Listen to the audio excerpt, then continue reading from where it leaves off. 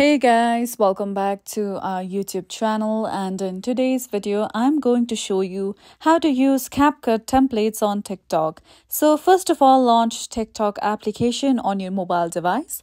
Now once you come here, you can go to the section of friends, then go to the search bar and then simply search for CapCut templates like this. Now once you come across various search results, tap on the video that is using CapCut template. So for instance, over here on this video, you can see CapCut try this template. So if you tap on this, you'll have to tap on the option of use template in CapCut. If you tap on that option, you will be led to CapCut app on your mobile device. Now over here at the bottom, tap on use template and then you can use this template on CapCut, and then after you create a project in CapCut app, you can export that video to your TikTok account and then post it accordingly. Or else the another step that you can do is open TikTok app and tap on the plus button at the bottom.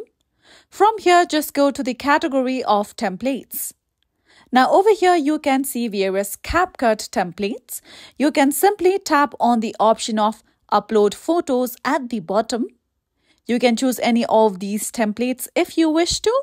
And then once you find the template you want to use, tap on upload photos. With that, choose photos from your gallery according to your choice. Then tap on next at the bottom right corner.